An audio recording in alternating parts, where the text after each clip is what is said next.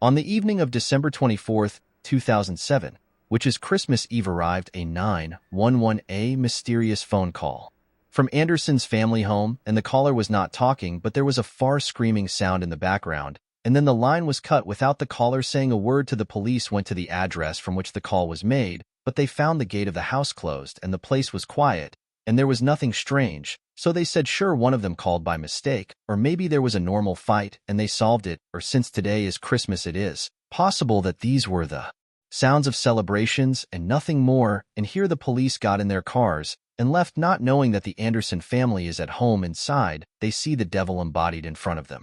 Welcome to a new story. Today we have two cases, one from America and the other from South Africa, and treachery is the common factor between them. Don't forget to like, share, and subscribe. And to solve the mystery, let's start the investigation. On December 15 years ago, in his hometown of Carnation in Washington State, we were expecting Judy Anderson to work at the post office normal like all employees after Christmas holidays, but Judy was late for work that day.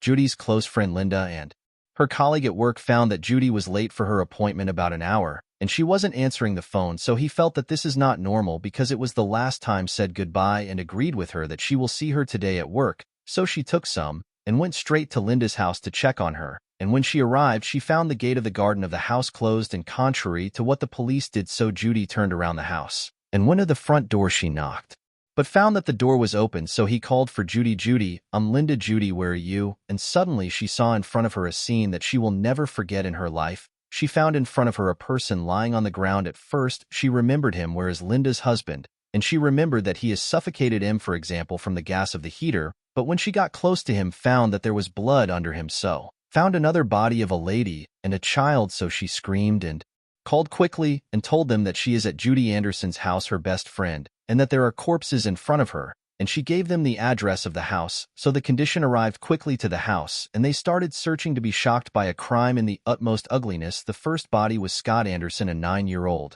and he is Judy's son, and the second body was of his wife Erica, a 28-year, with them their little children, Olivia and Nyan, and all of them were shot but Judy and her husband, where they have no trace of the house, and searching the perimeter of the house thoroughly for any evidence. The second shock was when they found Judy's body, and whereas in the shed behind the house they were also shot, and it is clear that they did not die here, they died somewhere else, and they were dragged to this place. But the strange thing is that by searching the house there was nothing stolen, and there were no signs of entry to the palace home too, and it wasn't clear what motivated the criminal to commit a heinous crime like this. So the lover called Mary, Judy's daughter, to tell him the news, and who was shocked, and she could have been dead with them if she had attended the Christmas celebration with them, but what prevented her was that she was tired and couldn't leave her home. And the detectives also called her second daughter Michelle to tell him the news too, but Michelle wasn't replying to them, and no one knew where she was, and the question was, is Michelle a victim like her family, and they might find her body somewhere else, or where exactly? The investigators knew that Michelle lives in a caravan or a trailer with her friend Joseph, and this trailer is in the property of the land around the family home. So the lover always goes to this trailer looking for Michelle, but they found that the trailer was locked, and it was clear that no one was inside it, so the lawyer worked at the crime scene and collected evidence until Michelle appeared, or any news about her and her boyfriend appeared, and after a few hours, but Michelle arrived, and her friend Joseph went home completely ignoring the heavy police presence around the house, and tried to enter the house, but the police prevented them so that they would not damage the crime scene and the evidence, and took them to talk to the investigators, and the two investigators who spoke with them were very experienced and smart. The first thing they noticed was that Michelle and Joseph didn't ask about the reason for the police presence, or the safety of their family, for example, as if they were coming and expected or know that the family died. It's normal for anyone to get home and find the police mind the place, and the tapes of the theater crime is everywhere. Sure, he will worry, or at least ask what is going on exactly, but these as if they don't see anything in the impossible for them. And where were you, sweetie, and where did you come from? So she told them that she and Joseph were in Las Vegas 2 days ago. They were going to get married, and her mother and father knew the news before they left, and they were happy for her, and everything is fine. The right ones asked them, okay, where did you get married exactly, so we can make sure, and do you have, for example, a marriage certificate or anything that proves this? So she didn't tell them, I swear to God, we were still on the way going, but we got lost on the way and we didn't continue, and we came back here without getting married. And with their continued questioning, their story started to fall apart, and they admitted that there is no marriage or anything in the first place, and that they invented all this story to tell the police when they arrive. When Michelle felt the pressure and that she was finally exposed and falling. She said, "What did I do? I'm bad to know what Michelle did exactly. We'll need to go back in time 2 days in December afternoon. Michelle and her friend Joseph got out of their trailer armed, and each one of them had a gun and headed to the family house. When they got home, they found Judy. And where are they? Preparing the house and waiting for the rest of the family to arrive for his birthday party at night.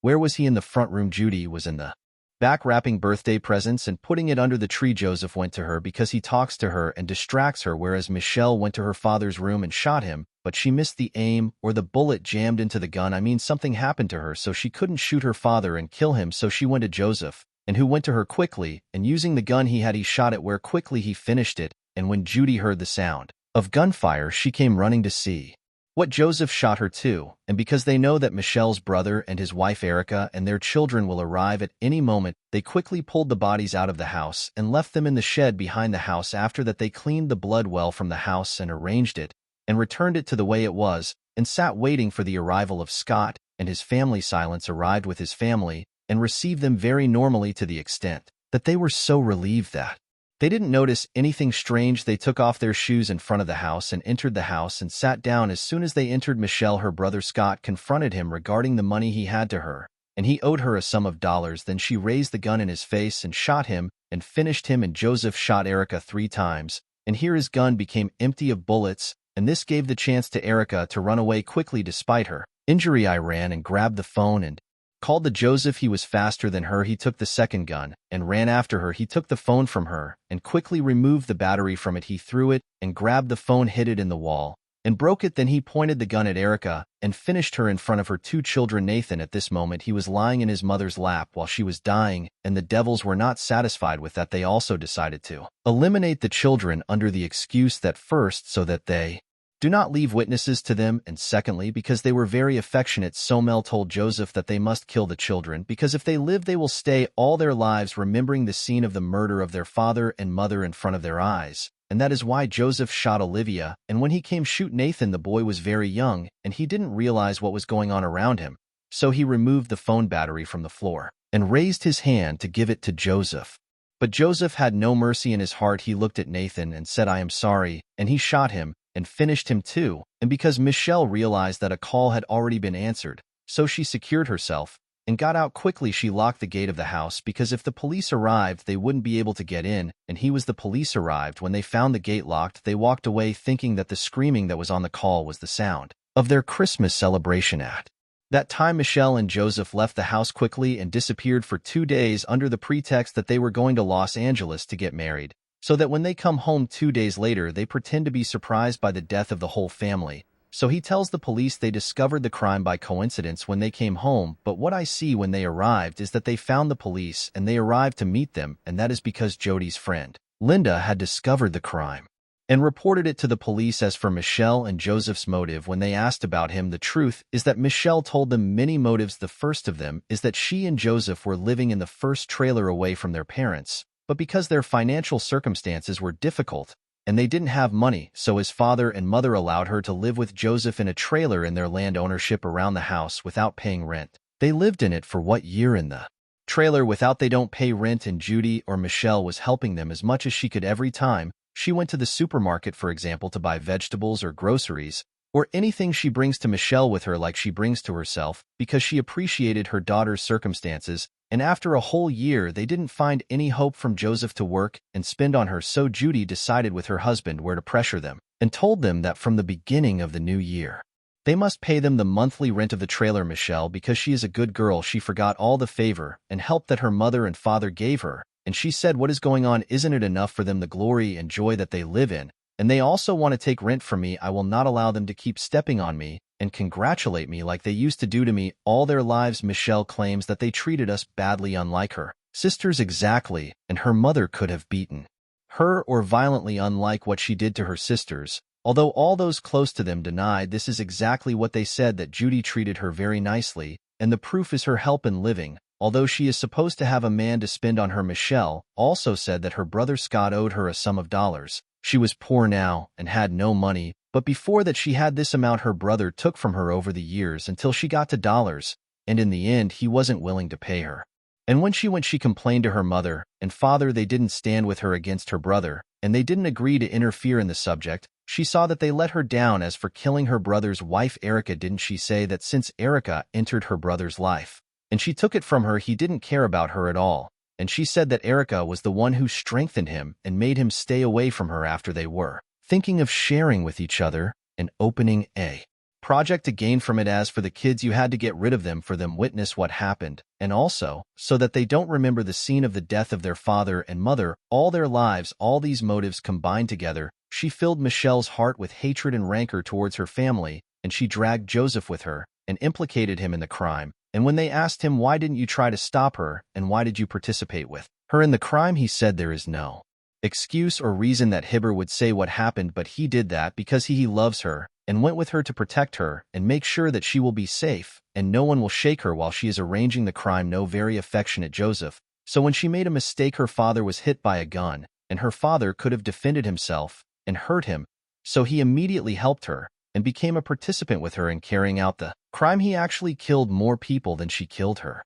She almost only killed her brother and Joseph. He did the duty with the rest. And I want to tell you that Joseph was originally a mental patient and stubborn to bury the one we memorized for mental illnesses, and we got used to it. And he was supposed to take medicine for these diseases, and Michelle too. The truth was not right. She was so obsessed. She also has a mania. And when they were living in the first trailer before they moved to the trailer in her family house, the neighbors there were very afraid of them because their actions were suspicious to the extent that they covered the windows with a black layer because they thought that the neighbors were spying on them, and the neighbors said that they were always in disagreements with each other, and Michelle always used to think that she was the one who spun on him and that he didn't work, and he is normal like this. He accepts the situation, and with her it is normal. Joseph said that his family are the ones who got him to where he is because of their mistreatment of him, but the truth is that his family have been looking for him for years, and they turned the world upside down on him to get to him, and they don't know, and their heart was broken for him because he had run away from home when he met Michelle on the internet dating sites.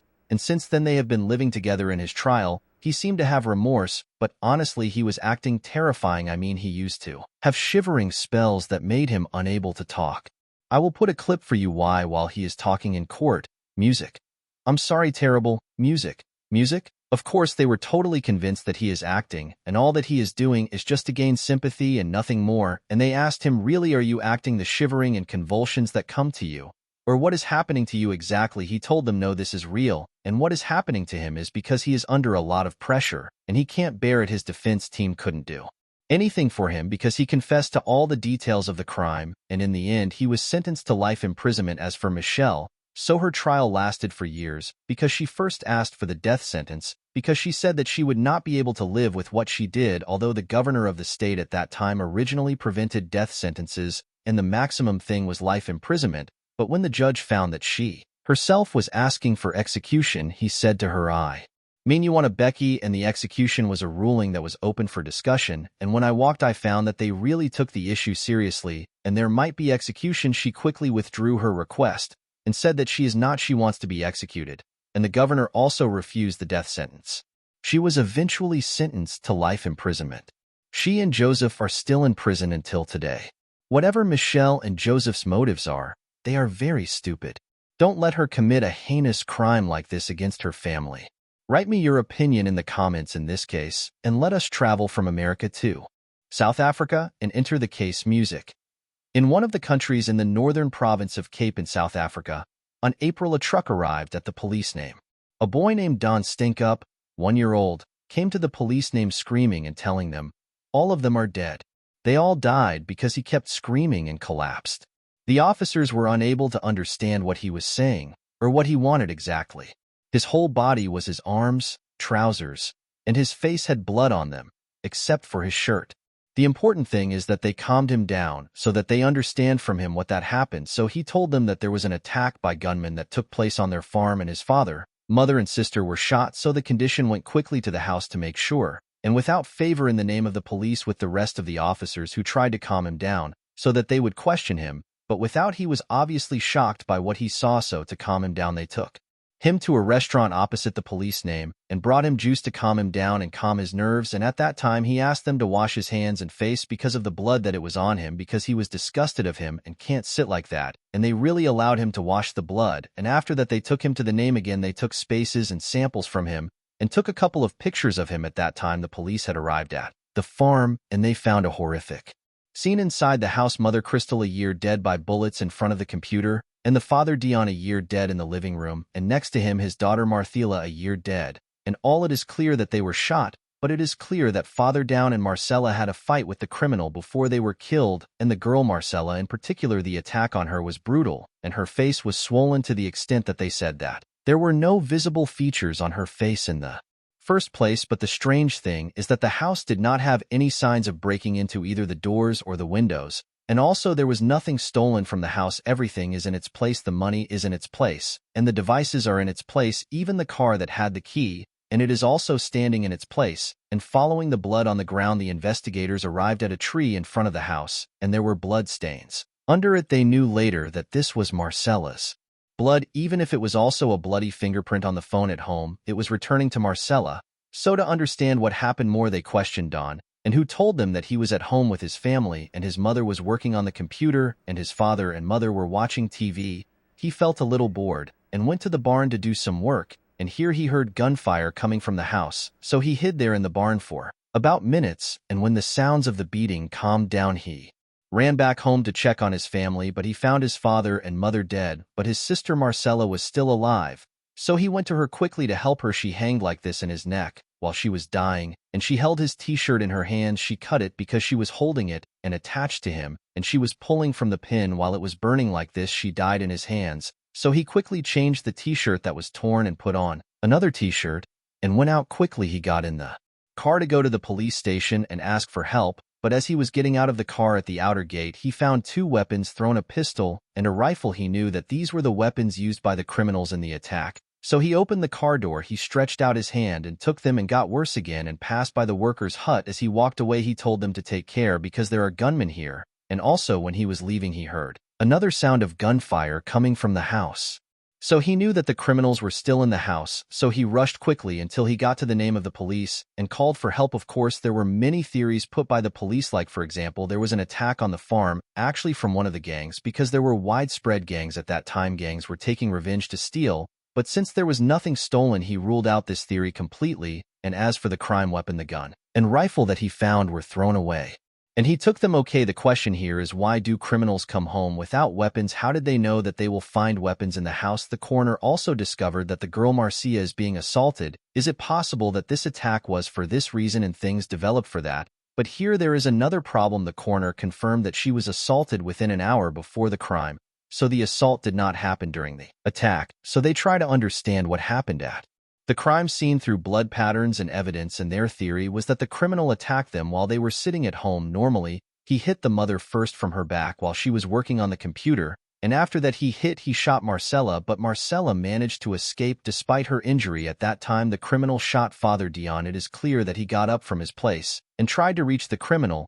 but he didn't catch up. Marcella ran out to the garden, but she couldn't run any longer, so she sat under the tree under which they found her blood. And here the criminal went to her to finish her, but the ammunition he had in the gun ran out, so he hit her with the gun hand on her head and in her face, and after that he took her and entered. He went home and went to get another weapon from the safe. At that time, Marcella got to the phone to call for help, but she didn't catch up because the criminal brought the other weapon and came and shot at her and shot the father and mother for the second time, and it is supposed that after that he fled. At that time, the family funeral was held and attended by all the townspeople, who were literally shocked by what happened, because this family was a beloved family of all the people, and they have no enmity with anyone, not at all. And without attending the funeral with his grandmother, who was next to him all the time, and it was clear to him that he was collapsed at the funeral. When the police arrived, their investigation started to find things that are not logical and have no explanation at all in his story. First of all, the dogs in the farm were still living and moving everywhere. They were not tied up. Why didn't the dogs bark at the criminal?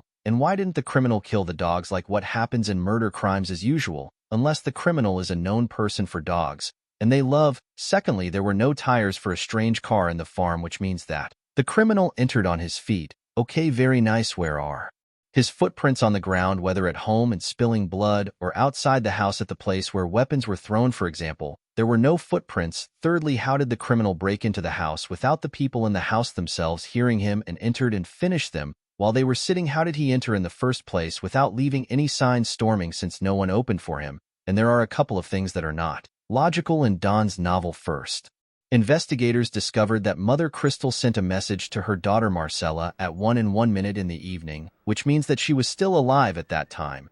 And without a receipt for the police name at exactly 1:01, this means that it is a lot.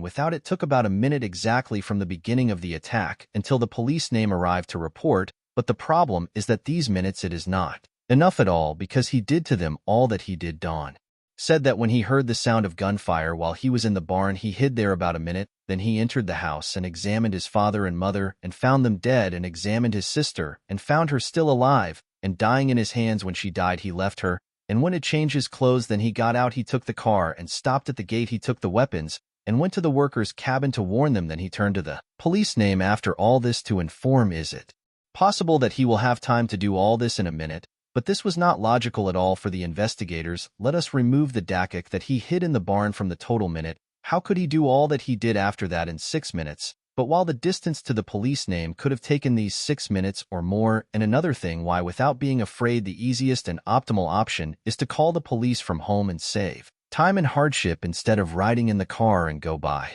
himself to the police name. And another thing, Dawn said that when he was getting out of the car from the house, he heard sounds of gunfire coming from the house, which means that the criminal was still at home. So how then, without a confrontation between him and the killer, since he was still at home when he entered and saw his family killed, and also sat next to his sister while she was dying, and after that he went to change his clothes, how didn't you meet in the middle of the house in the middle of the events that are happening? All of this, except if the criminal was afraid of an unarmed child and hid from him, something that is not logical at all. Right, second, it was impossible in the first place for the criminal to be still at home and shoot again, because the crime scene experts confirmed that no weapons were used in the crime except the 2 weapons that Dawn took with him in the car from the gate.